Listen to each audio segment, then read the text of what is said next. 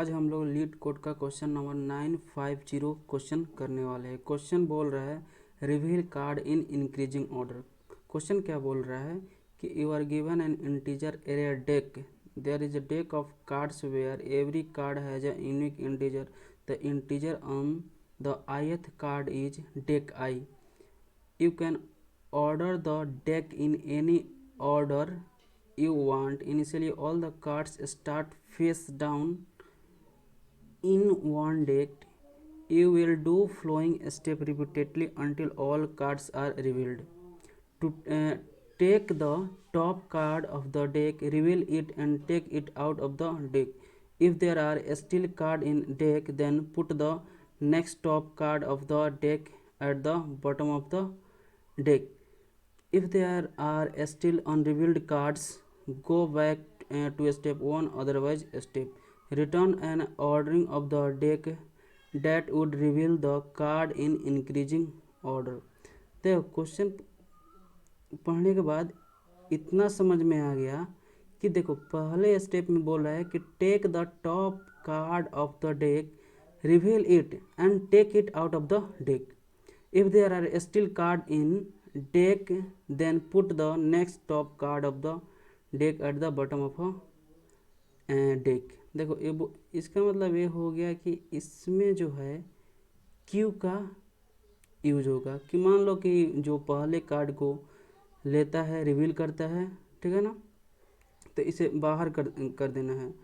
अगर वह there is still card in deck, then if there are still card in deck, अगर वो card deck में है तो उसे ले जाकर बॉटम में जो पीछे है क्यू के लास्ट में है उसमें ऐड कर दो।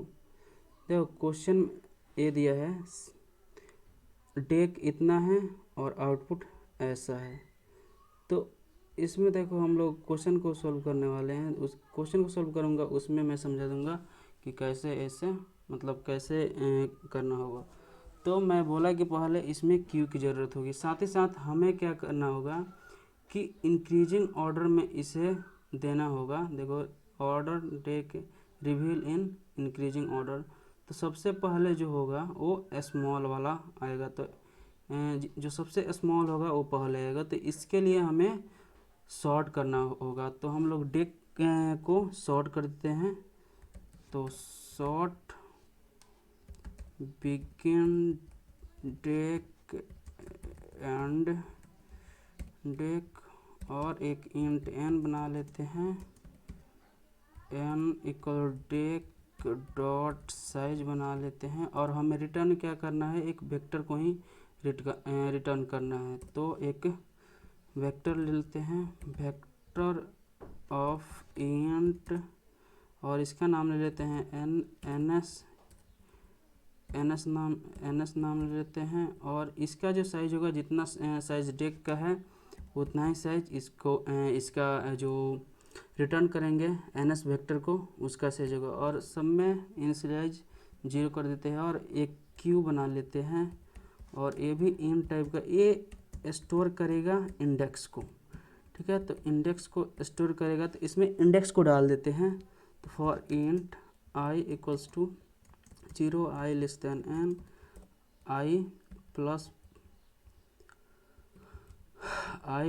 प्लस, और इसको क्यू में पुश कर देते हैं। जो इंडेक्स होगा उसको क्यू में पुश कर देते हैं, और इसके बाद से फॉर लूप लगाएंगे और इंट कार्ड, अब इसको इटरेट करेंगे। डेक जो है उसका, जो डेक का जो कार्ड है उसको निकालेंगे, पहला कार्ड निकालेंगे। पहला कार्ड जब सॉर्ट किया हुआ है तो पहला कार्ड जो आएगा सबसे स्मॉल आएगा, तो पहला कार्ड सबसे स्मॉल आएगा। और जो इंक्रीजिंग ऑर्डर में जो वेक्टर रिटर्न करेंगे उसमें सबसे पहले स्मॉल आएगा। तो इसमें करते हैं कि जो क्यू है उसमें जो पहला एलिमेंट आया होगा वो इंडेक्स जो होगा वो मतलब फर्स्ट इंडेक्स होगा, यानी वो 0 इंडेक्स पे होगा। तो इसको हम लोग ind क्यू डॉट फ्रंट कर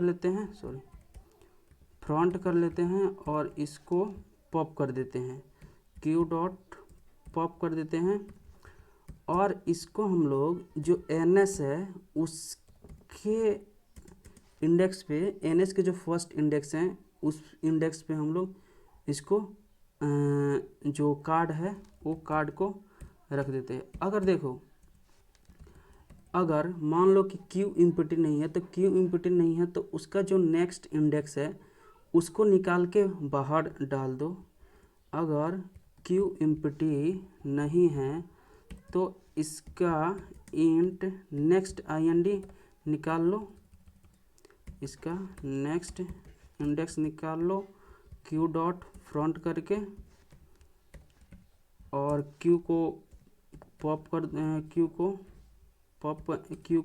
कर दो और देखो इसको Q में ही पुश कर दो, क्योंकि इसके लास्ट में बॉटम में इसको रिवील नहीं किया है हमने, तो इसको ले जाके लास्ट में पुश कर दो। तो नेक्स्ट IND को पुश कर देंगे और इस तरीके से ये हमारा कंप्लीट हो गया और आंसर रिटर्न कर देंगे आंसर।